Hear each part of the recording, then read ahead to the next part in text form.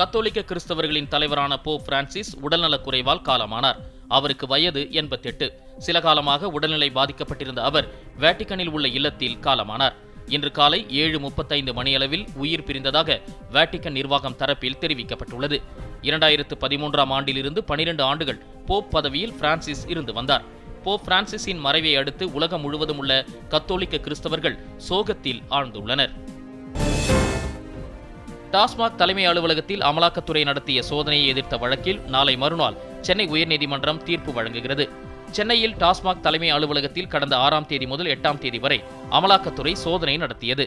அமலாக்கத்துறை நடத்திய சோதனையை சட்டவிரோதம் என்று அறிவிக்க கோரி டாஸ்மாக் நிர்வாக இயக்குநர் வழக்கு தொடர்ந்துள்ளார். இந்தியாவுக்கு பயணம் மேற்கொண்டுள்ள அமெரிக்க துணை அதிபர் ஜே.டி. வான்ஸின் 3 குழந்தைகளும் இந்திய பாரம்பரிய உடை அணிந்து வந்திருந்தனர். 4 நாட்கள் பயணமாக இந்தியா வருகை தந்துள்ள அமெரிக்க துணை அதிபர் ஜே.டி. வான்ஸ், அவரின் மனைவி உஷா மற்றும் 3 குழந்தைகளும் தில்லி பாலம் விமான நிலையத்தில் இன்று காலை வந்திறங்கினர். அவர்களை மத்திய அமைச்சர் அஸ்வினி வைஷ்ணவ் வரவேற்றார்.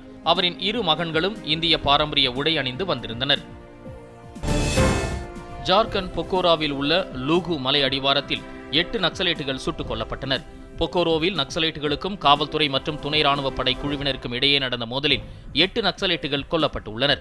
இந்த தேடுதல் நடவடிக்கையில் ஒரு AK தொடர் துப்பாக்கி, ஒரு பிஸ்டல் மற்றும் 8 நாட்டு தயாரிப்பு பர்மர் துப்பாக்கிகள் மற்றும் பிற ஆயுதங்களும் காவல்துறையினரால் மீட்கப்பட்டுள்ளன.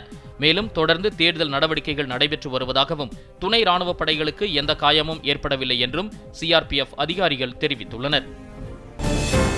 சென்னையில் ஆபரண தங்கத்தின் விலை சவரனுக்கு 560 ரூபாய் அதிகரித்து 1 சவரன் தங்கம் 72,120 ரூபாய்க்கு விற்பனை செய்யப்படுகிறது.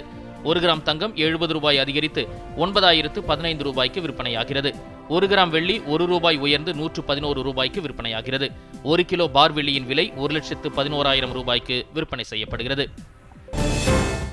அமெரிக்காவுடனான மறைமுக பேச்சுவார்த்தைகளில் ஈரான் தீவிரமாக உள்ளது என்றும் பேச்சுவார்த்தையில் எந்த தாமதத்தையும் விரும்பவில்லை என்றும் ஈரானின் வெளியுறவு துணை அமைச்சர் காசம் கரிபாபடி கூறினார்.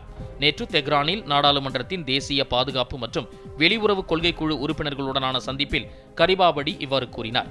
நேற்று இத்தாலிய தலைநகர் ரோமில் நடந்த 2வது சுற்று மறைமுக பேச்சுவார்த்தையின் போது தெஹ்ரானும் வாஷிங்டனும் ஒட்டுமொத்த கட்டமைப்பு நிகழ்ச்சி நிரல் குறித்த ஒப்புக்கொண்டதாக அவர் கூறினார்.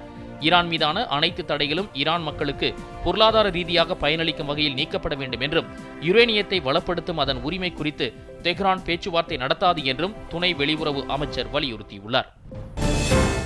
இந்திய கிரிக்கெட் வீரர்களுக்கான வருடாந்திர ஒப்பந்த பட்டியலை BCCI என்று அழைக்கப்படும் கிரிக்கெட் கட்டுப்பாட்டு வாரியம் வெளியிட்டுள்ளது. இதில் 7 கோடி ரூபாய் ஆண்டு ஊதியம் கொண்ட A+ பிரிவில் ரோஹித் சர்மா, விராட் கோலி, ஜஸ்பிரீத் பும்ரா, ரவீந்திர ஜடேஜா ஆகியோர் தக்க வைக்கப்பட்டுள்ளனர்.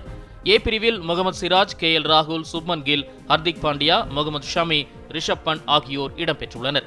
இவர்களுக்கு ஆண்டு ஊதியம் 5 கோடி ரூபாயாகும். B பிரிவில் சூரியகுமார் யாதவ், குல்தீப் யாதவ், அக்ஷர் பட்டேல், SSV ஜெய்ஷ்வால், ஷ்ரேயாஸ் ஐயர் ஆகியோர் உள்ளனர்.